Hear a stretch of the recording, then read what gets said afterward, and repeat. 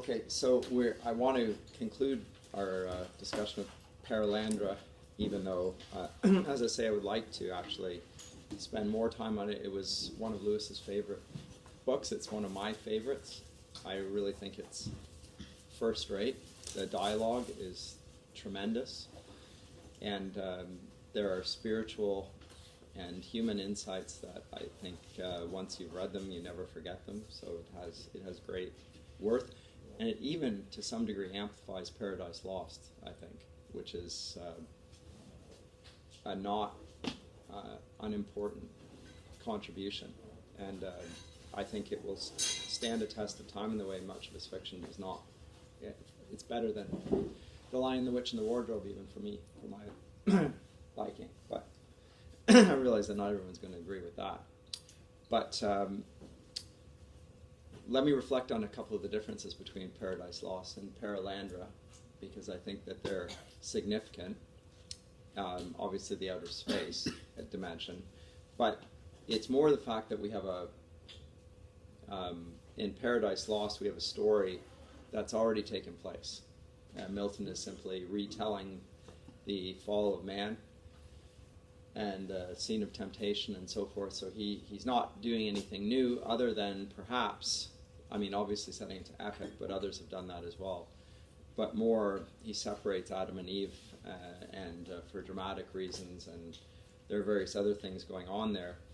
But in this story, Perelandra, the lady, Tinidral, has someone with her to help her with the temptation, and that is Ransom himself. And so Weston, who takes the place of the serpent in Paradise Lost, she is on her own. Here, Tinidral has a friend, and that is Ransom. And he's by her side once he figures out that that's what he's there for. He's by her side, and he is trying to combat the influence of Weston. So that's interesting. And there's a philosophical battle of sorts going on there. Battle of ideas and words. But, yes? Could Ransom almost represent like an Adam-like figure? As though, what if in the Garden of Eden, Eve and Adam had worked together? Yeah. Yeah. Instead, Adam remained silent? Yes. And perhaps so. You could see it that way, but we can see even there, this is not an equal battle. The fight between Weston and Ransom is one tilted towards Weston, surprisingly, perhaps. Unsurprisingly, in another. Now, Ransom has reason and truth on his side. But, on the other hand, he's constrained by Christian morality. And that is an impediment to him in some ways in a fight. The devil acknowledges no rules, and reason is a tool for him, but it's not something that he's bound by, nor are moral. He doesn't have to be a gentleman. Whereas part of Ransom's, in fact, the entirety of Ransom's case relies on his integrity, his absolute moral integrity, and his own subsumption under Christian moral conduct. Because he's trying to argue against evil, and he can't do it by adopting the devil's means. He's lost if he does that. So he would insert the consequences of the fall into his argument before the fall had even taken place, and this is a ruinous path. He knows that way. His soul is his own soul is at risk there. So that's an aspect to it, as well as the battle against temptation, the temptation to say, this isn't fair, I ought not to be in this fight, and to either retreat from the battle, which would be outrageous because he's been sent there for that very purpose, or to think that he needs to come up with some clever strategy for defeating the devil, which really would not be following his own moral convictions and Christian conduct. So he's constrained by the absolute moral code of Christianity. And he also is constrained by logic. He can't tell falsehoods, whereas the devil can do so willy-nilly because he's the father of lies. It doesn't trouble him in the least. And he finds that Weston is very seductively irrational and convinces the lady through her imagination. This is interesting as well. Lewis and Tolkien both are imaginative writers, and we talked about how they use the imagination to make Christian convictions appealing in a way that simple logical argument or theological disquisitions can't do. And many regard Lewis and Tolkien as their favorite Christian writers, more persuasive than systematic theologians, and I think that's a general impression. All the same, he can see that the imagination can also be used for great harm, and that is the case here. And I think that in both cases this is correct. And this is one of the reasons why I went down the path of studying English literature and staying in that field. I think that rhetoric, beauty, is in some ways more persuasive than truth, or rather, it is the most persuasive aspect of truth. It has to be linked to it, and goodness, but beauty is the effective part of God's goodness and truth. It appeals to our feelings.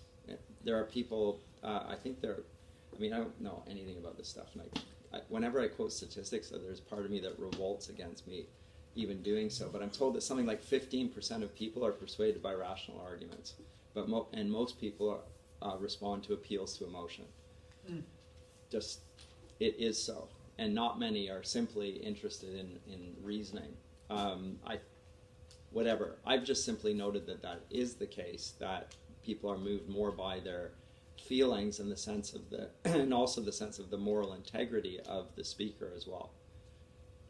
Very important. If you think that the speaker, however good his arguments are, is a corrupt individual in some way, the disgust makes you stop listening.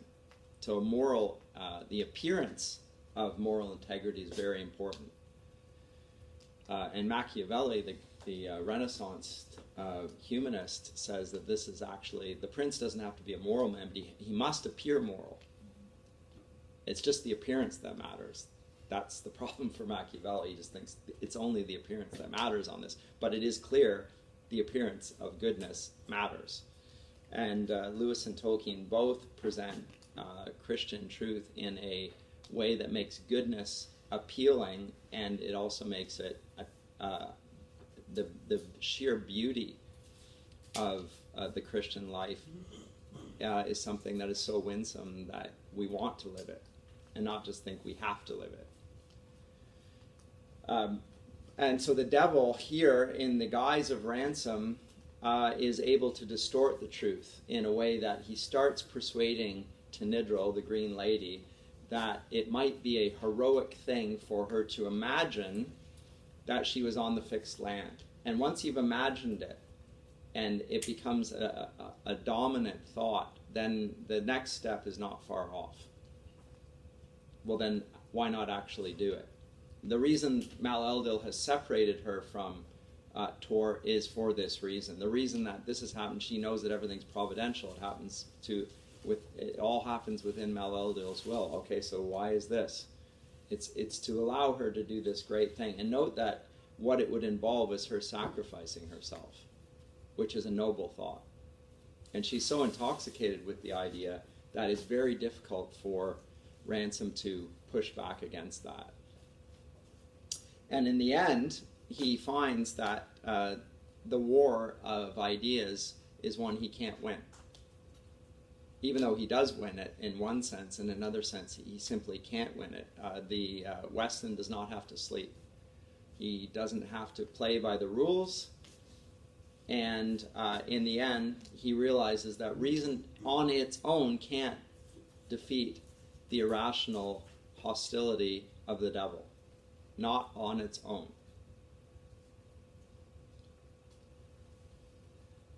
Which is, I believe, true. As important as argumentation is, and logic, and as much as Christians must use that in debate, that is insufficient to win the case, and certainly the case here. So if you're dedicated to something that is irrational, you're devoted to it, your will has assented to it, you desire it, you no longer can rationally persuade somebody off that. You have to do something else. Now, the great example of this in Christian history is the cross.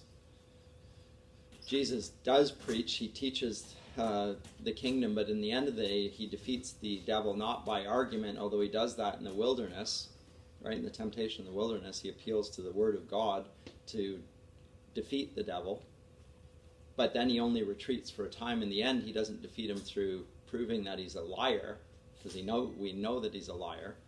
He does it by giving up himself. So there's a physical act in the end that is necessary. And in the same way, in a really surprising way, same thing here. Now, ransom is not going to give himself up as a ransom. Like, he's not going to be, there's the name itself, and we hear this in Perelandra, I myself am named Ransom, says the voice of Maleldo. And he was named for this very purpose, which is interesting stuff.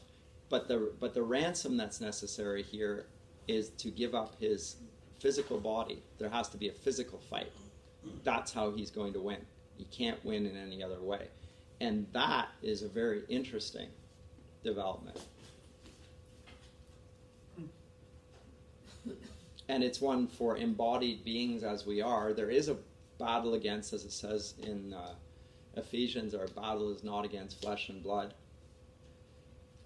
Ultimately, it's a spiritual war, but that to think that it's only a spiritual war and that there's no physical component is to deny the importance of embodied being.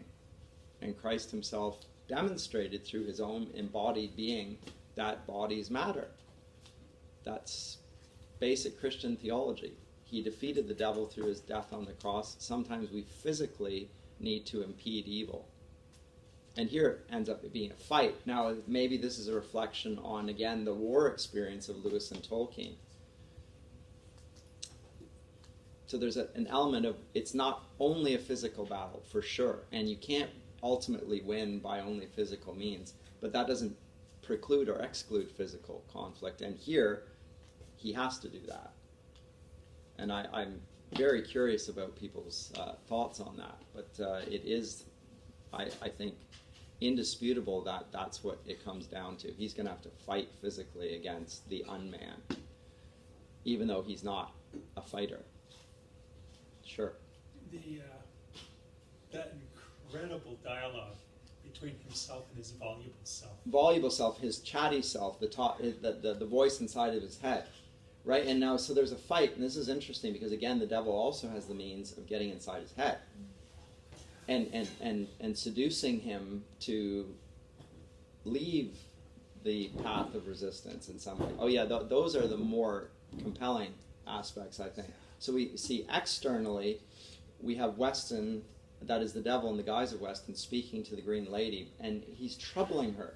There's something like, she hasn't fallen, but he's starting to get under her skin in some ways. Whereas Ransom is a fallen being, and the devil can speak within his conscience and seduce him in a way that is far more effective than the Green Lady. He has greater power over Ransom, actually. And so that's part of it. And in the end, this is another aspect of it all, he simply must obey. That's when the voluble self gets shut down.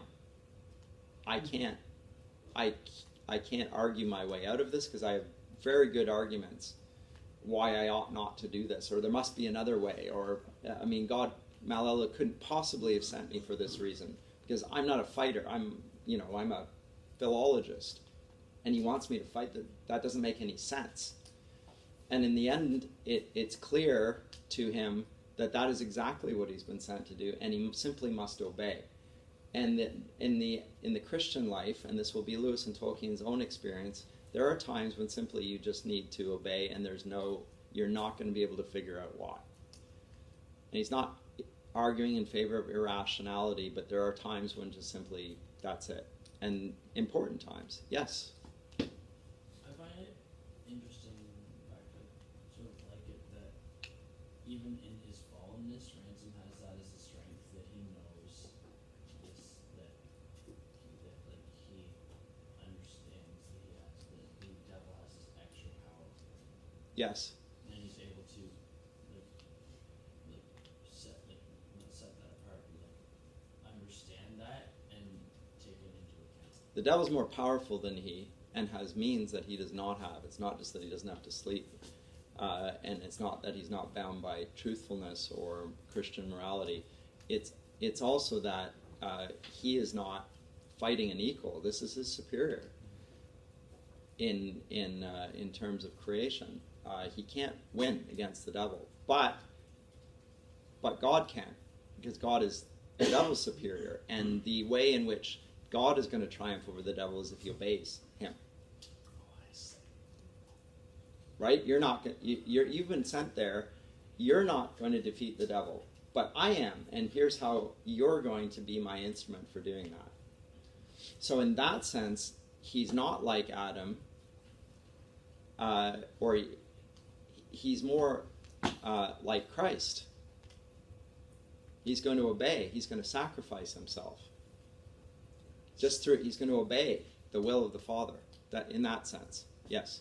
Do you think Lewis's comment on the physicality and being physically involved is also a comment on the war? Yeah, I said that. Oh, Absolutely. Yeah. I do think it is.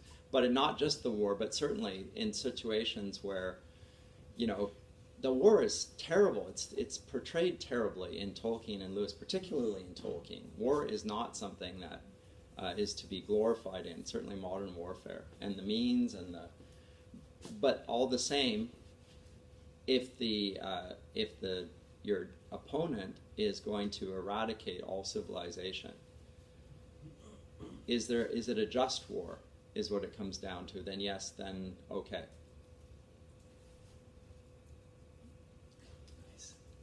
But that's it, it's the obedience. And really interestingly, Ransom is being discipled throughout. So we meet him early on, and he is, like most people, thinking the way the world thinks. As the novels progress, he is becoming wiser and more obedient. And his obedience is the most important aspect of his function. The most important. Which is not very, quite frankly, edifying, or it's not very, a very exhilarating thought. The most important aspect of a Christian life is being obedient. Like, no, I want to do something, I want to make a name for myself. No, you're going to have to just obey. Trust and obey. So that's really, those things are really interesting to me. So there's that, and again, the illustration of Christ triumphing not through a battle of wits, but through the sacrifice of his own body, is I think instrumental in Lewis's use of the sacrifice of Ransom's own body here. Second difference between Paradise Lost and Perelandra, Ransom does succeed in overcoming Weston, whereas of course Eve falls and Adam falls with her. And Tinidral, unlike Eve, resists and overcomes her temptation. This is great. So significant difference. And Tor also passes the test. So this is a world that remains unfallen. So huge difference. And then we see the consequences of that. And now we get a vision of what the joy of life would be like if we had not fallen. Like what? So the end of it becomes a meditation, almost like at the end of the last battle, about what Narnia, the real Narnia, is like. And so now here we get as a sort of a theophany at the end of Perelandra, akin to that. And so this theme of an unfallen humanity gets extended far beyond what Milton conceived. Remember, you have a paradise within, happy or far. And then Adam and Eve leave Eden hand in hand, going into God, knowing God will provide for them. But here now we have a vision of the new heaven and the new earth, more or less. Yes? Not that this will always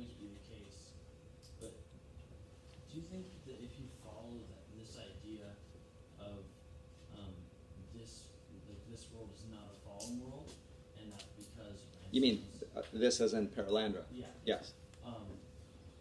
And that's because Ransom was there through the will of God to save the day. Do you think that people would be able to follow that idea to the end of the argument and say, well, that means that our world needed help and blah, blah, blah? Well, I don't know. I mean, I think as fiction, it's going to stand or fall on its own, right? Are people going to follow the Christian argumentation and say, okay, therefore here, therefore Christ? I don't think so. We can see that, or I can make the case, and you may not even thought of it until I made the case. I think there's a case to be made, and I think it's there. But is the idea of being obedient and living a life pleasing to God, is it presented as a way that is actually effective and not just something of objective validity, not just a private conviction that I need to be a good boy? Does he present that in a way that makes people think about things? And I think he does. I think as fiction it works really well. But it's challenging for me because I read this as a Christian. That was when I read it in my 30s as a PhD student. So I was persuaded before I read it, and I could just see what was going on in it. But what somebody who wasn't a believer would think in reading it, it's hard to say. But I don't think they're going to come out of it thinking, oh yeah, now I'll become a Christian on the basis of, although some might. I think they more meant that, like, if you read this argument to the end of the argument, yes, would you think this, like, people would have the problem of ending with, oh, we could have been an unfallen world, but we didn't have God send someone to help us in our hour of need, and thus fallenness. So what would they be trouble? Is this a trouble for them, or?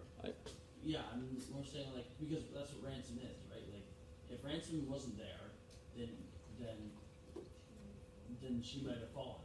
Yes. Like Eve.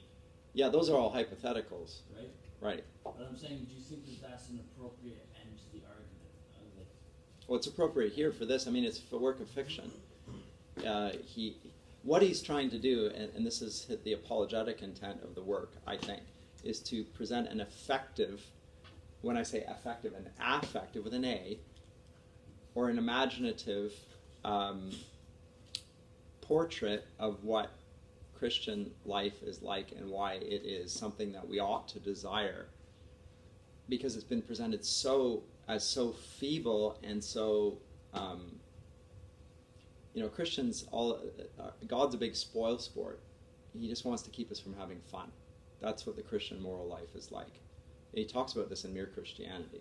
Some people imagine God as sort of a taskmaster that is trying to get into our life and figure out what we really like and then stop us from doing that. That's what morality is. Stopping us from doing things that we enjoy. There's ways of arguing against that, but a better way is by saying, actually, God wants us to love and delight in Him, and here's what that life will look like, because you're not going to find it anywhere else. So here's a universe in which God is always present, and His rules are always valid, and there's no contradiction. That's what He's doing here, and I think He's successful in it. That's my sense. It's and not for external reason. The descriptions of the fruit that you're going to eat, and it's just there's no fruit like that. That doesn't work for me. But the description of the internal battle with, I would say it doesn't work, but it doesn't move me in a way that the discussion of the internal convictions and the struggle with the voluble voice, those are really persuasive to me. Anyway, but so the end of this, what would life have been like if we'd not fallen? What would the stewardship of the world be like? What would be our relation to the creaturely world, the creatures of the world be like? Like without sin? And our relations with other people be like without sin? What would those things be like? Can you imagine? Well, you have to imagine it because you've never experienced it. But once you've imagined it, you desire it, which you ought to. If it's that good, then it ought to be something that you want as well. And until it's something attractive, you can't just do it by, I want to cut out the things that are bad. You have to fill it with something good, and that's what he's doing. He's filling it with goodness, making it attractive. And he does that at the end by, as I said last time, the sort of perichoresis, the dance, like a fugue by Bach, the musical tripartite harmonious portrait of God in his essence, and the human actors, or in this case the Perelandrian actors, Tor and Tinidral, acting along with that, where everything is yes and amen. So I just think it's beautiful. Further comment, I want to get to that hideous strength, but I don't want to leave this either. So, yeah. Anyway, but I also don't want to shortchange Mr. Tolkien. Yes? I noticed that Ransom, when he eventually comes to this conclusion that even if he doesn't succeed, he is reassured that God is going to still restore this planet. Yes. And it's after that he becomes so much more encouraged to actually physically do what he's doing. And Right. I was, like, do you have anything to say about that? Because that confused me. I thought I might fatalistically assume, well, it's okay if I fail now, we do not be as worried about my actions. But to him, it's like, now he's all in. He's going to do everything he can. He's not even knows words. Because I think that's more psychologically, it's a reflection on our psychology when we think it's all dependent on us. This is a crushing burden. When he knows that God is going to do it, and he's allowing us to use us in his grace, there's a freedom that comes with that and a delight that comes with it, and then it becomes possible. So it's the postulate of somebody who is regarding God's command as a moral, do it from the outside, versus I'm graciously using you, and so it's what's the motivation for service? His heart has to be right in doing it. He can't physically defeat the devil per se, because it's a spiritual being, but he does have a physical body, and he can stop that body, and that's the means. So right. But the motivation, once he's got that, he's freed and say, yes, it's not all dependent on me, and God has put me, Mal Eldil has put me in this position where, and sent me here for this express purpose, and guess what? He's going to do it. He can't fail. And he's called me to do it. Okay, I'm going to do it. If I die, well, that doesn't matter. Then he'll find another way of doing it. That's okay. I can live with that. Yeah. There's also the part where he's like kind of rationalizing with himself, and he's like, oh well, God's gonna. But there's a part where it's like made known to him that like these consequences have real actions, and if it's like Actions have real consequences. yeah, Yes. yeah, but it's basically like where he's like this like revelation of like what he does is like actually really important. Like it's not just like, oh, God's gonna do it, so maybe I can. He's like, Right. And that is an extended reflection on something that emerges in the very first book, which is that the life of the individual matters. So Christianity is not merely a social code. So the moral law is not just how people relate to other people. It has to affect the internal workings of an individual. So God's, the Tao, the moral law, is there for our benefit. It's the right ordering of our human selves, our reason, our will, our passions, all of those are aligned. And it's for our benefit, our individual benefit. So Lewis says, think about it this way. We live in the country of Canada. There's a social dynamic, and it's an important one. If the social fabric of a nation implodes, it's bad for everyone. So we ought to seek to preserve it for that reason. Romans 13 says that's why we're under the powers and authorities. That's why they wield the sword, right? To preserve law and order, yeah. But at the end of the day, unlike nations, which rise and fall, the individual soul will last eternally. And that's an important, so every human being, every individual is a far more long-lasting thing than a nation. And so therefore, if you're thinking about it this way, and he is thinking about it this way, individuals and individual actions really matter. It's not that, and the way we think about it is, I don't matter, it doesn't matter what I do. Because there are too many things against me. There's the society is against me. I have no power. My individual choices are irrelevant to God. Well, this is a lie. And so he's demonstrating that in the person of Ransom, and then that by implication, he's suggesting to his readers, your choices really matter. First and foremost, to yourself, your own soul. Right? First and foremost. And that's a consistent message in there. But then secondly, if you're right, like you can't make good people with good laws. Like you can't enforce morality. But if you have good people, then they'll willingly obey the law.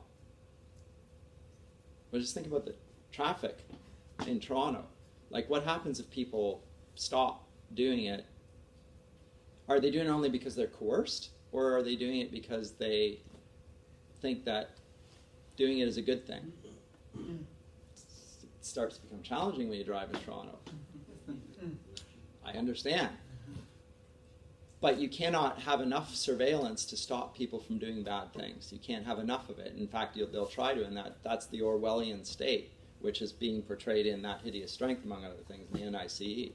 This is the attempt to make people good from without. But Jesus says, unless a man be born again,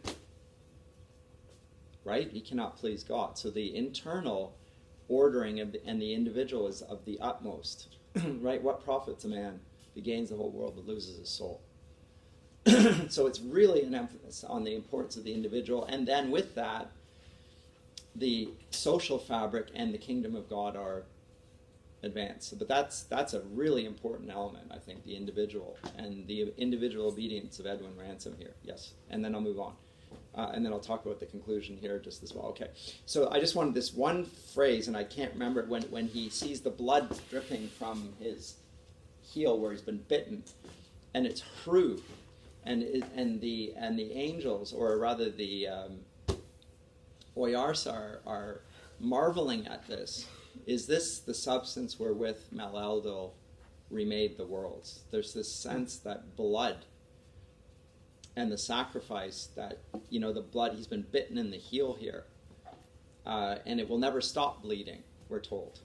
And when we find Ransom in that hideous strength, he's still bleeding from that. And there's an element of, when you go to battle, you take some wounds, and the wounds don't go away until, of course, then there is the new heaven and the new earth, and all the wounds are healed. But in this life, you may actually carry the scars of battle, and they don't stop aching.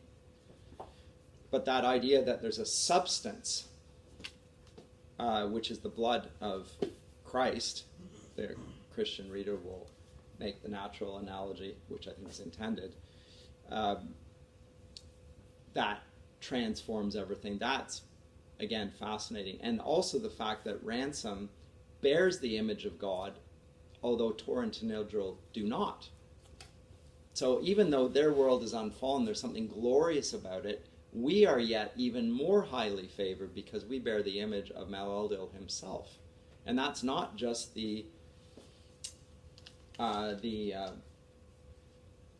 now a creature that obeys the moral law. It's the physical human body. That's also an aspect of it. So the bodily human body is really emphasized strongly in this. The goodness of the human body. Being in the image of God is a hard thing. It's declared in Scripture as essential to human nature, but what exactly is that? As I say, my friend Nancy Piercy talks in Love Thy Body, talks about this embodiedness, but and I encourage you to look at that, and I'd like to talk about that further, but I got to get through the course. Yes?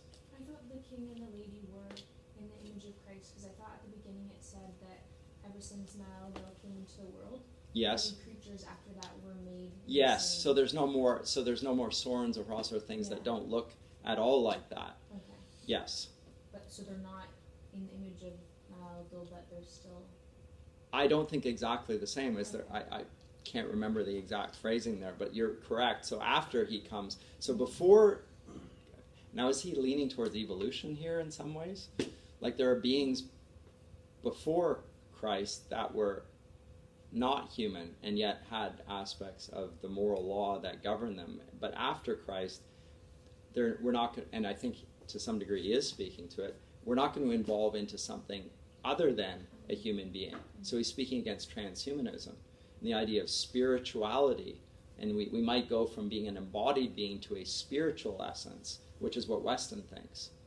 Right? We're going to become Holy Spirit. There's going to be nothing but spirit. Well, this is just an attack on the body. It's a sort of a Gnostic assault, which he sees in modern science, this pushing of it. We can become machines with a spirit in it, that sort of thing. Now, he extends that in that hideous strength. But I don't think he's saying that, I mean, Christ took on a human body. He didn't take on a green Perelandrian body. It's more of an attack on the next thing. The next thing will still be, humanity is where it stops. There's not an angelic being that goes after that. That's what I think. That's what I think he's doing myself. Yes? Even if Perelandra had fallen, they would have gotten their own Christ figure. Well, they get that's what there's a speculation on that. Of course, God's not going to ultimately be defeated, and if the fall does happen, he'll find an extraordinary way to undo that. But that doesn't excuse him from what he has to do. Like, it frees him in one sense, in another sense, it convicts him. Well, that doesn't matter, and of course, God's not going to be defeated ultimately. But that doesn't excuse him from trying to stop it. You must do that, and even if you lose. And we'll find the same choice is before Sam and Frodo. Yeah, we're going to lose.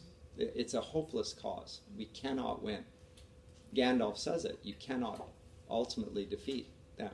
There will be, and in the end, there will be a terrible loss. There is no other way. Is this pessimism? I mean, Aragorn at the very end. Yeah, but it's not this day. Not this day. But one day it will. Right? That you remember from the movie even. Yeah, it's in the book as well. It's there. It's not going to, but not this day. This is not the day. In God's providence. It's not this day, but it will come. And then there'll be a different sort of deliverance. So yeah, it's possible, but it doesn't excuse him from his own calling to obey. Let me move on to that hideous strength. Gosh, that went on for a bit. I could talk about that book all day long. And in the third installment then, it's extraordinary. And it's very different from the other ones. Very different. So if the first one's modeled on H.G. Wells, and the second one's David Lindsay's Voyage to Arcturus, which I think there are certainly signs of that. The third one is more influenced by Lewis's friend and fellow Inkling. What's his name? Charles Williams. Charles Williams, thank you, and his Arthurian romances and stuff. So now King Arthur comes in. It's like Father Christmas in Narnia. Like, what? How did that get in here? Like, how did King Arthur and all those themes? Like, we have nothing of that before. The first two, no mention of King Arthur. Now all of a sudden, Ransom is in fact King Arthur's great grandson. Like, way down the line. Okay, now it starts to get highly implausible. And Merlin enters into the scene, and Jane is also related, and okay, now it's getting like, come on.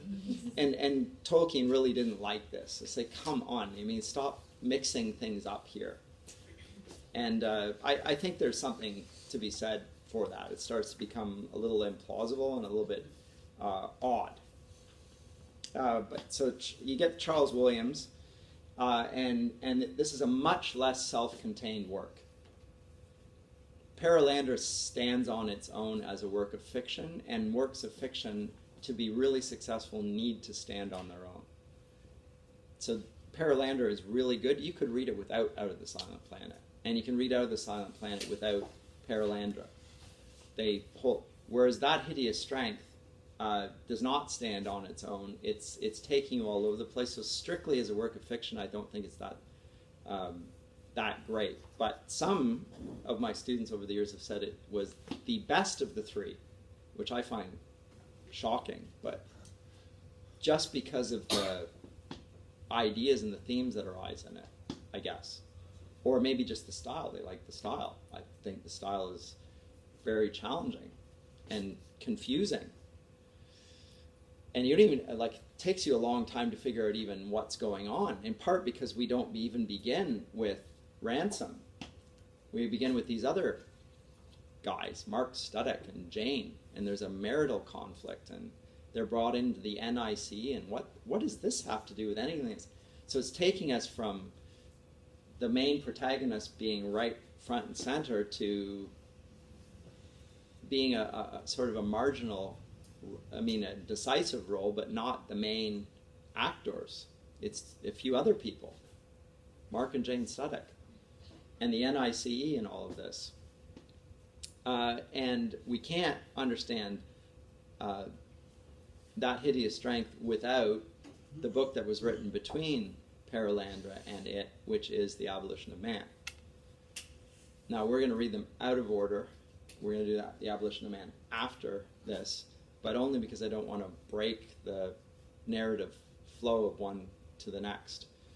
But I will say that, and I'll comment on this when we come to The Abolition of Man, the issues that he's describing in The Abolition of Man are related to education.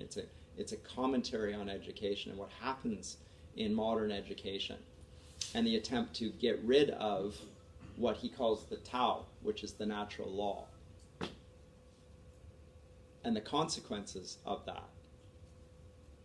And if you're interested, I write on that in my book, which will be launched tomorrow at Tyndale, so plug. Romanticism, Hermeneutics, and the Crisis of the Human Sciences. I'm describing the same thing, actually. I read The Abolition of Man in the final few months of my doctoral thesis and said, oh, he's already done it. There you go, Lewis again.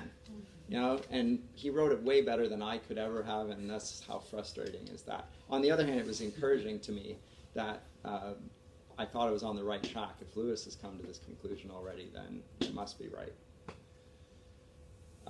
But it's the transformation of the human sciences and the intellectual life away from what it had been towards something new. And what the new thing is to support transhumanism. So it's the scientific agenda of recalibrating human life according to a model of humanity that is never stated, and yet is superior, like it's towards a progressive aim, but the definition of progress is never stated. But what it clearly is it's a departure not only from Christian convictions and the Tao, which is what Lewis observes. This goes not only against Christianity, it goes against every major religious viewpoint. All of them. It's a rebellion against every last one of them. Not only that, but it promotes a contempt for the body, the human body. So it's a sort of Gnosticism. Now this is if you're interested in this is a huge theme in 20th century theology, whether in politics or in theology.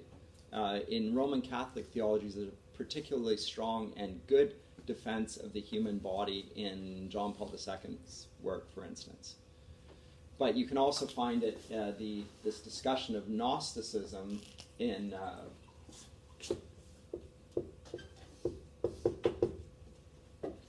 writer by the name of Vogelin, on Gnosticism, the Gnostic character of modern life. And it's escaped my... Henri de Lubac.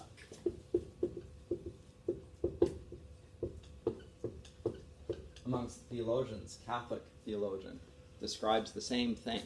So the growing Gnostic character of life in the Western world and the humanities or the human sciences calibrated towards that. And so we get new disciplines that arise and are compatible with that Gnostic way of looking at things. So think of the soul as a sort of the force. It's not a Christian notion of the soul at all. It's a disembodied thing. It's our desires, but nothing else. Not even reason confines it, and certainly not human bodies. And the NICE is the depiction of the modern research university. The National Institute for Coordinated Experiments. Delightful acronym. It's nice. It's not nice at all, but that's the propaganda. And he talks about the influence of propaganda in conjunction with the aims of the modern research university.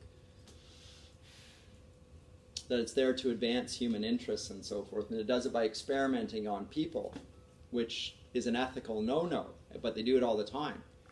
They continue to do it. Yes? It's very reminiscent of 1984. Oh, it is. Yeah, absolutely. So this is a theological version of 1984. Yes? Is this after 1984? I think it's before it. But around the same time, so in very short space of time, we get all this Huxley's Brave New World, we get 1984, and we get this. And there are others besides it, actually. There are even still others that are writing. So there's this, and I said this dystopian element in the science fiction, but here it's not just science fiction. Like Aldous Huxley and H.G. Wells are not writing science fiction. They're writing political satire.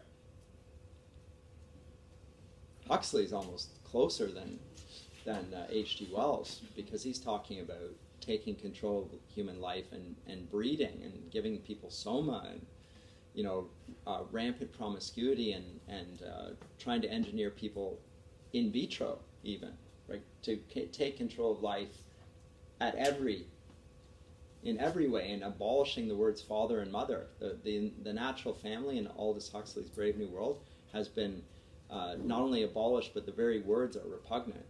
Father, mother, you ought not to say those things. Well, in our day, we're seeing similar sorts of, so it's got a prophetic element to it. The reason it's prophetic is that all of these men in the 1940s can see that this is the trajectory of the human sciences. It's in the eugenics movement, which is not just in Nazi Germany. It's in Britain, it's in Canada, it's in the US, it is all throughout the Western world. We're going to make people better. We're going to make them better. How do you do it? Well, you sterilize some, you condition others. You come up with ideas of justice, which are conformable with those aims and so forth. So everything gets recalibrated to advance the agenda of the scientists who don't even know what they're doing. They're like Victor Frankenstein. They want to do this, but they haven't thought about the consequences. Once they realize and they're getting close to doing what they have to do, then a few of them will stand back and say, well, before we actually carry this through, maybe we ought to think about what the world will be like if we succeed in this. Well, by then it's too late. As I say, so this is doing it fictionally, and he's not the only fictional writer, and the agenda that they're presenting has not gone away. It's grown in its strength and its scope, in part because people thought that it was defeated physically in the Second World War. Yeah, the Nazis were beaten. Yeah, but the Nazis' ideology of social Darwinism, you've just thought it's connected to racism, and that's one aspect of it, but really it's the viewing of human nature as something that we can control and we can do anything to, because we can. We have the power to do it. So it's regarding other people's humanity, individual humanity, as something that the scientists, who are the intellectuals, that it's permissible to do that to them. And this is the National Institute for Coordinated Experiments. And behind all of that, and I think this is interesting, behind this experimentation on human beings, individual human beings, there are demonic powers.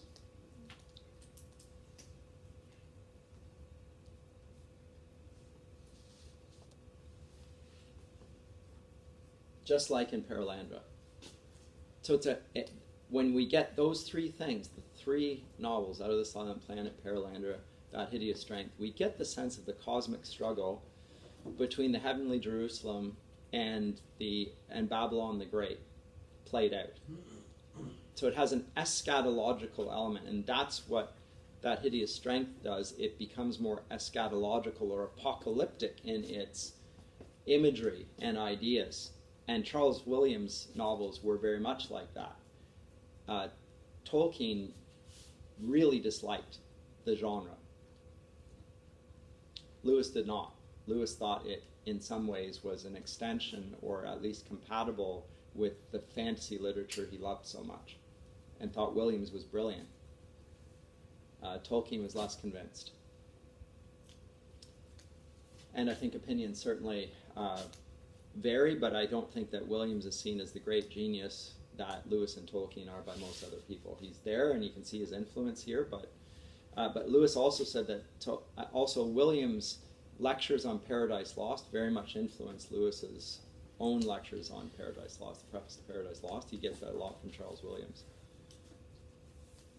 A much neglected author. So that hideous strength is much less satisfying on the face of it. It's not a self-contained book, but in terms of the ideas and the contemporary application, this is where the rubber really hits the road. Because Perelandra is utopian to some degree, very theologically helpful, moving, profound. This is more of a dystopian novel alongside 1984, that Aldous Huxley's Brave New World and so forth. And for that reason, I think a very different sort of story. But it's the sort of the classical sci-fi trope is, here's the way it is, and if it continues along this path, here's what's going to happen. Like Frankenstein. If we don't stop science from doing this, this is what's going to happen. Right? That's the dystopia. It's this bad, and guess what? It can get worse. And here's where it is, so let's pull it back right now.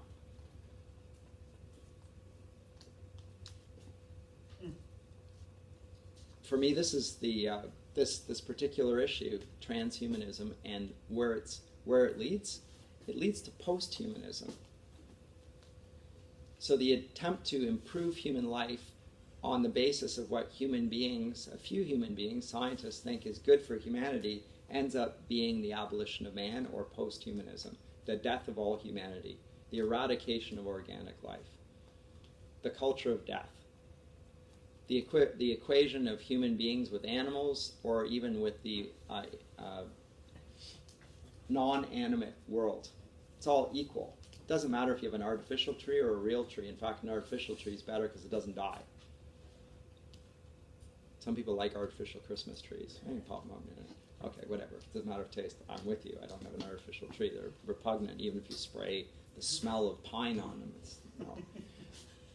But one of the characters here, that's what they want. He wants to do as a scientist. He wants to bring out something that won't die. Get rid of the organic aspect of life. This is a sort of form of perfection. Now note, they are aiming for perfection. Again, characteristic of both Lewis and Tolkien's fiction is even the bad characters don't choose bad things for the sake of bad things. They choose it for some perceived good, and they're just deceived. And the most gullible of all are the scientists. The intellectuals are the most ignorant and stupid, to use contemporary jargon on this. The least able people to lead are the scientists, because they are convinced that they are in control and they know what they're doing. So there's a portrait of the intellectual class made by Lewis, who is sort of a member, but they despise him, about his fellow intellectuals and how inept they are in perceiving the consequences. And the common man can really get it and say, well, this is ridiculous. So note that in Lewis's The Magician's Nephew, it's the common cabbie, the guy who's riding he's the hero. And Frodo and Sam, they're the heroes. It's the commoners who get it. They're not deceived by the delusion that they are superior to their fellow human beings and can experiment on this. No, I'm not going to do that. Same thing here. So it's actually the common man who is a better character, has better character than the intellectuals in both men's eyes. And both of those are reflections on their World War experiences. They admired their fellow laborers in the trenches. These are far better men than I. Yes? That's why in Lord of the Rings, Saruman falls, because he has a mind for machines and metal. Yeah, he devotes himself to it. So magic is, now this is common theme again, is that the modern form of magic is devotion to technology to deliver ultimate power. Technology is just a means of doing it. But it has magical consequences, things that can't be done through merely physical means. Your smartphones that are in your pockets are magic. And you're using the magic. We all do. You say, oh, I don't know if everyone's got a smartphone, but I'd be very surprised if you don't. Terrific social pressure, you gotta have that. And the latest of that, it'll be right on the cutting edge of it. It's a devotion to a sort of magic, a power that you have of your own means that will allow you to control the present and the future, and not consider that God, in His providence, will give you everything you need for your present and your future. But it works really well if you can give everyone the benefits of it, which is also what happens with the pill. It's a means of power, right? It has good benefits, as in I control my own circumstances, or perceived good. So it's a sort of, I control this. It's a form of magic. At least that's how Lewis portrays it. I'll talk about that further at a different point when I come to discussion of Saruman and magic there, because Lewis disputes the idea that the Middle Ages actually even believed in magic. It's the Renaissance and the rise of modern science when people become interested in magic.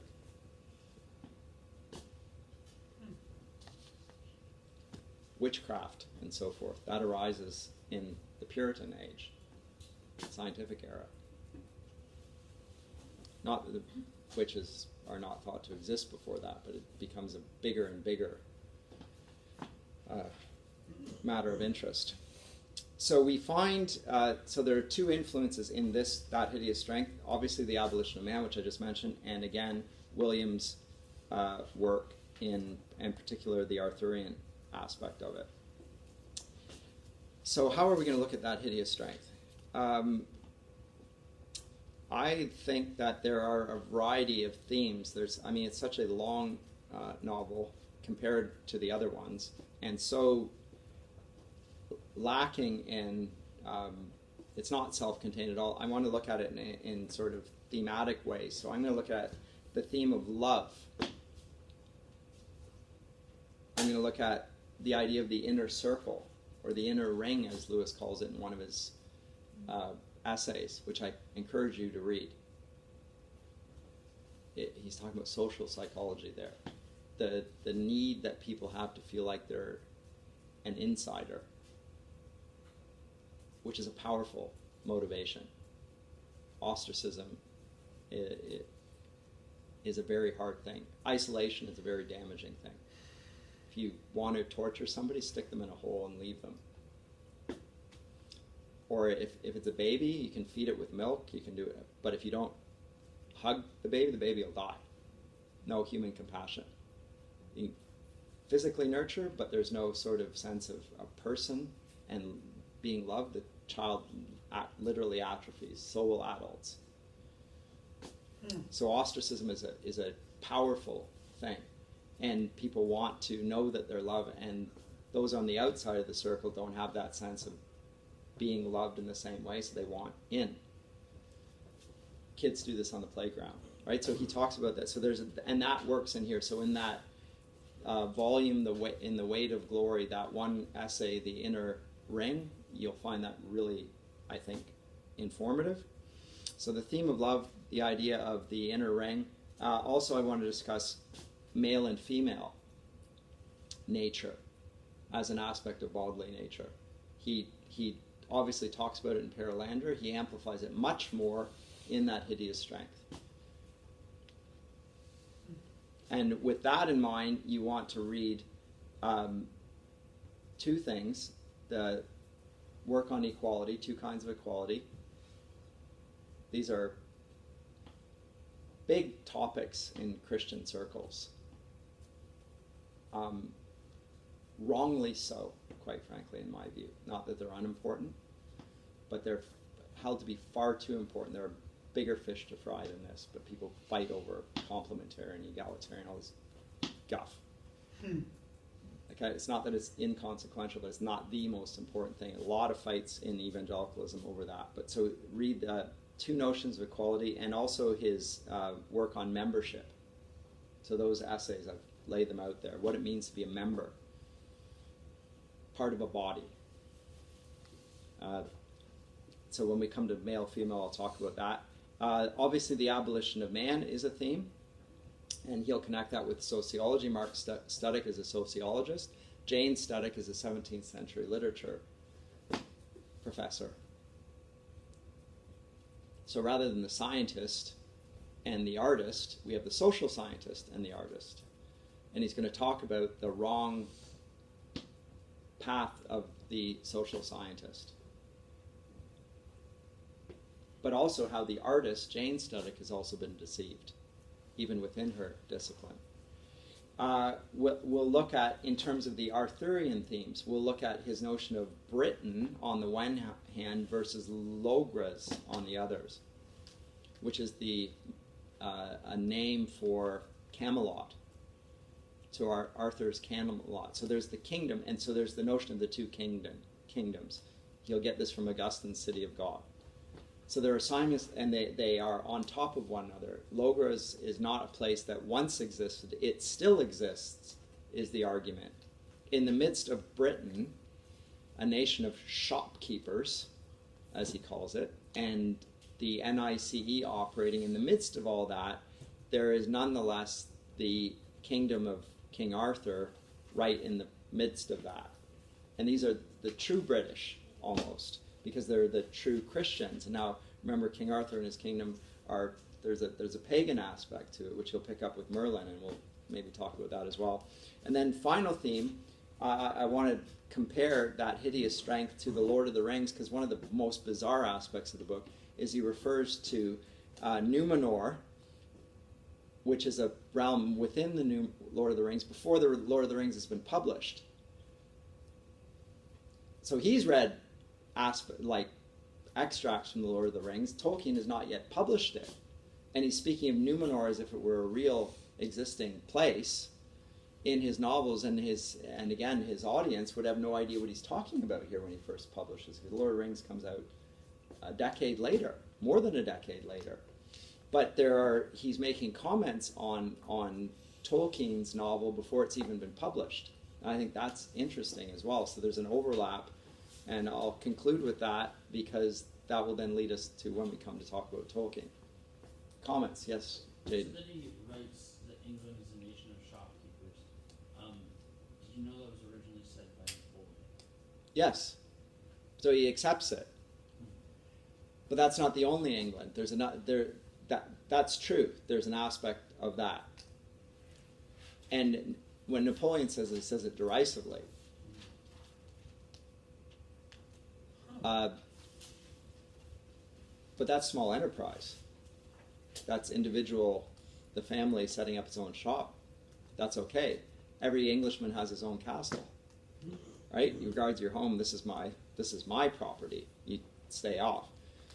Napoleon may deride that, but guess what? That's important to British life, the individual home, a nation of shopping. But he does say it contemptuously. Lewis sort of accepts that there is something that's a little bit embarrassing about that, but I guess it's also the nation of Milton's So there's the bad side of it, and then there's the good side of it. And you'll see the good side of it as part and parcel. It goes with British history. But we'll come to that when we come to it. But the Britain versus Logra thing is certainly an element of it. So let me deal with the theme of love. And in the theme of love, we're going to talk about conversion as well. Yes? Britain versus what, sorry?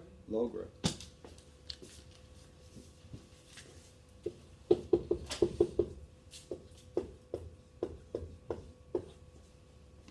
Camelot, better known as.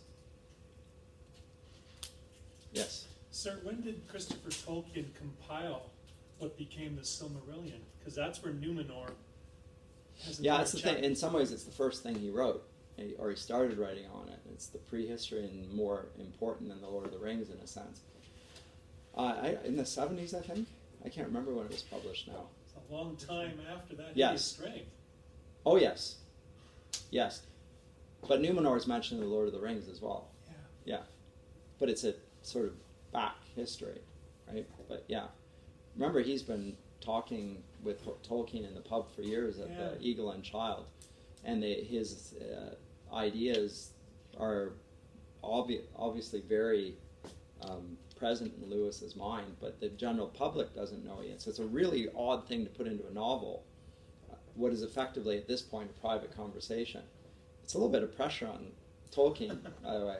Oh yeah, this thing that you're going to publish one day, you know, and now everybody knows it. Yeah, yeah, but it's not. No, Numenor. Nobody would know what he's talking about. He might have been putting a little bee in Tolkien's. Yeah, I think so. So now it's out there. Everyone has heard of Numenor, and they're like, "Where's that coming from?" Oh, it's from Tolkien. Oh yeah, I haven't read that. Wow. So needling at him, trying to get Tolkien to bring this monster of a book out.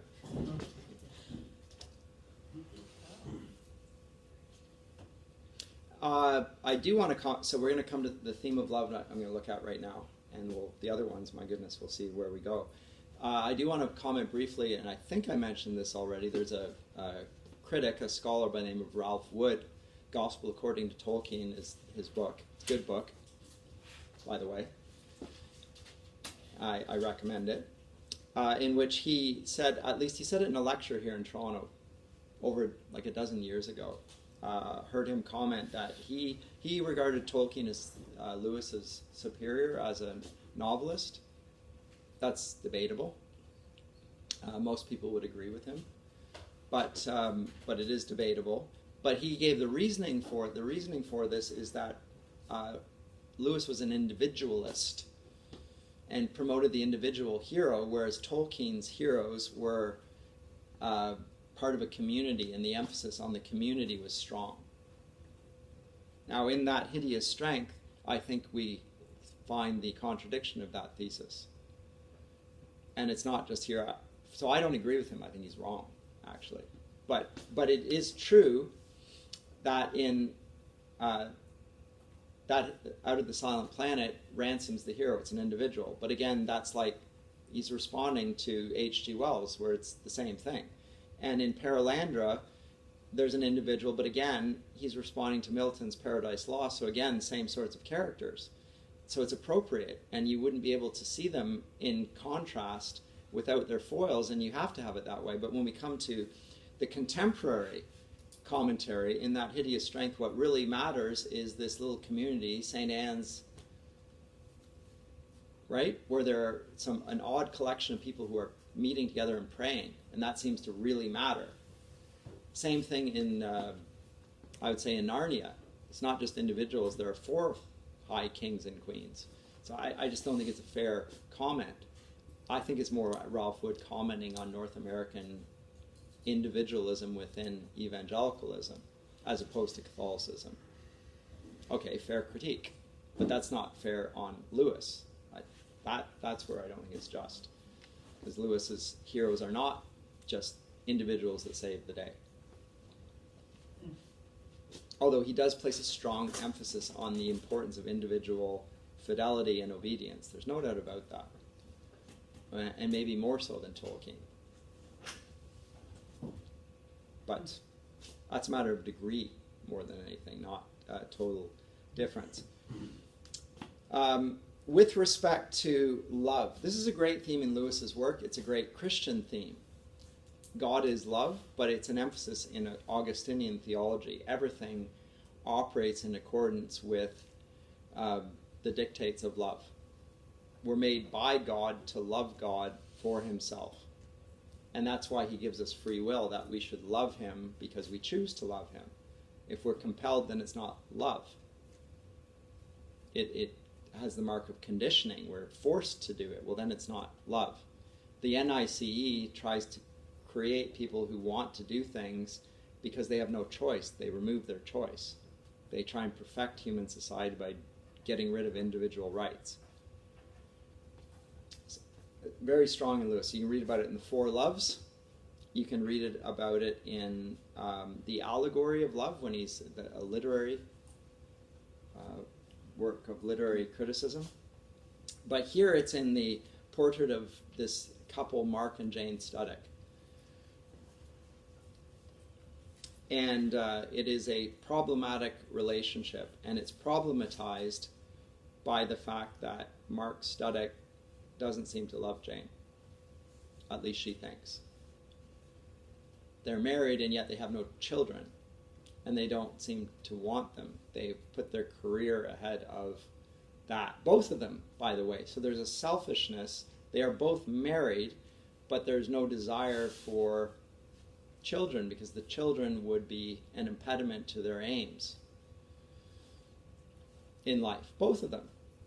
And interestingly, although they both agree to this, and this is they both have agreed to that agenda, as it were, she resents him for it. There's an odd thing on the surface of it. And Lewis is going to explore that in a way which a woman will have to comment on this rather than I, but it seems persuasive to me as a man, the logic and thinking that goes on with it. But he is profoundly reflecting on what Scripture says about Eve's desire will be to rule over her husband. So there's that power dynamic within the two as well, which he also digs down into and presents as a conflict. And for his part, he will dominate her. And he does that as well. So the consequence of sin within the relationship of the two is evident. And both of them need to be converted. Yes? Do you think this would also be a comment on the home structure? Like the idea of this social movement that's also going on about women now getting full-time careers instead of staying at home? It's sort of that. I mean, remember in the 1940s, actually, it really started in the First World War, that women were thrust into the workplace because the men are off at war in the millions, right? So the women are working in the factories, and at that point, women get the right to vote as well. Say, look, if we're going to be doing this, then we also ought to have a role in the democratic process, and nobody can argue against that. Of course, you ought to. Yes, understandably so.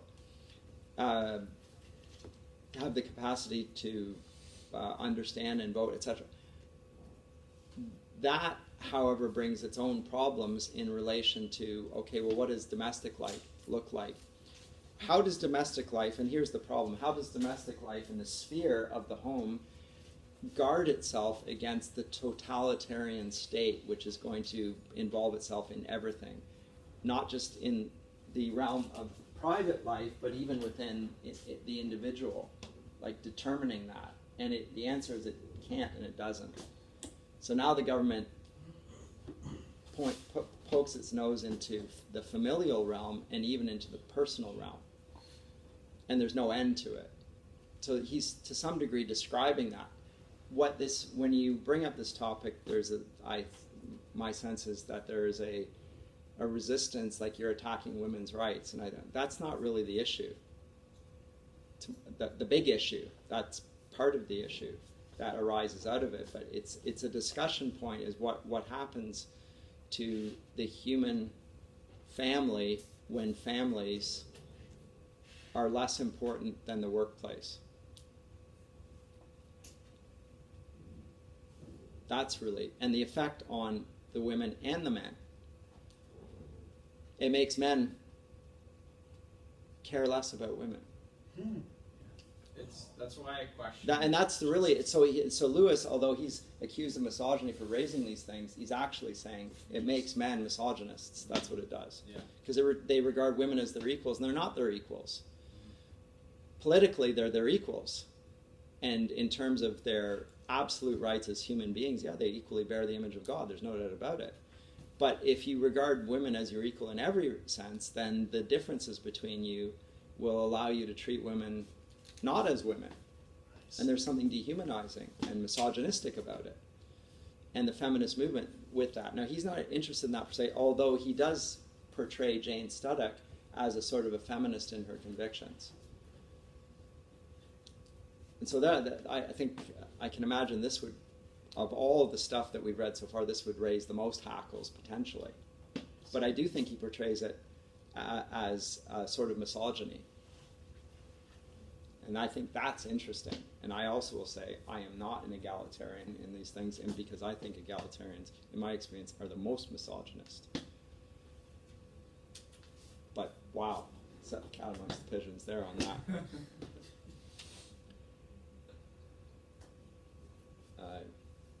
Yeah.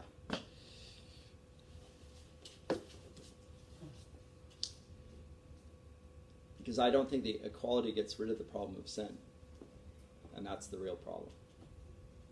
It just allows us to talk as if there are no differences between the two, and that opens the door for other sorts of abuses. So it's a sort of a Pharisaic form of treating other people as image bearers of God, but it doesn't really address the genuine image of God in other people, which differs whether they're a male or a female. So there's something the same, but there's also something essentially different.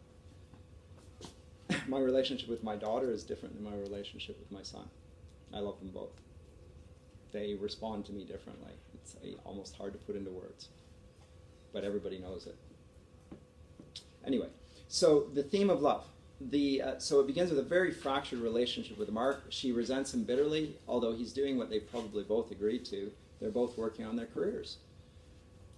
He's managed to be rather successful. He's a sociologist. Well, Lewis had little time for sociologists, as you can imagine.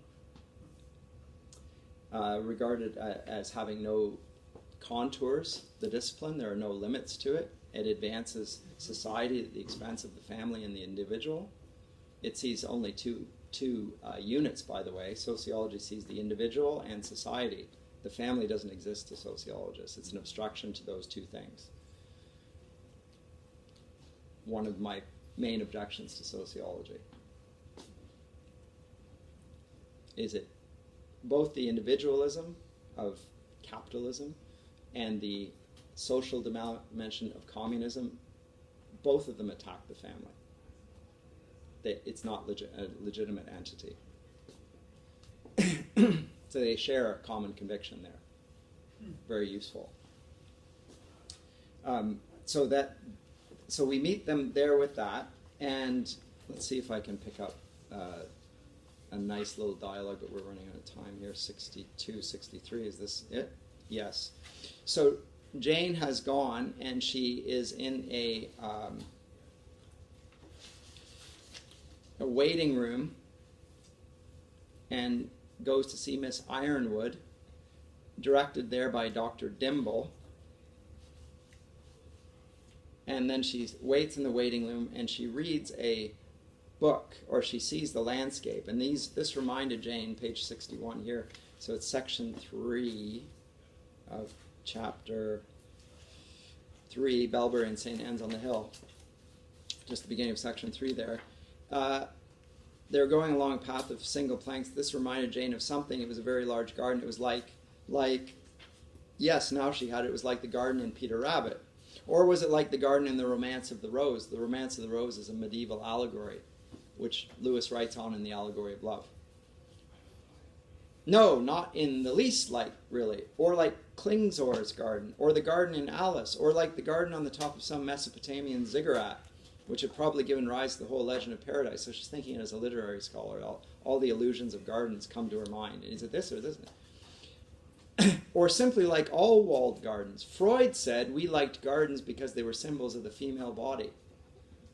No, that's Freud. Cigars and all that anyway. But that must be a man's point of view. Presumably gardens meant something different in women's dreams. Or did they? Did men and women both feel interested in the female body, and even though it sounded ridiculous, in almost the same way? A sentence rose to her memory. Quote, "The beauty of the female is the root of joy to the female as well as to the male, and it is no accident that the goddess of love is older and stronger than the god." Where on earth had she read that? Reflection on the essential difference between male and female, and the beauty of the female, which is not emphasized in men in the same way, which is already objectionable to a feminist. If there's something, right? Because now you're objectifying the female. But I'm not going to get anywhere on this. We're going to have to pick it up next time. But I will pick it up there with the discussion of the theme of love, and I do want to. And you can remind me if I don't do this, but I want to connect it with the theme of conversion in both of them. And I will say that it is connected to love because it's a misdirected love. They see each other as ends or as means rather than an end. They don't love each other for Christ's sake or even for their own sake, but rather what they can get out of one another. And that's going to have to be converted. Adam, could I get your email address before you take the powder?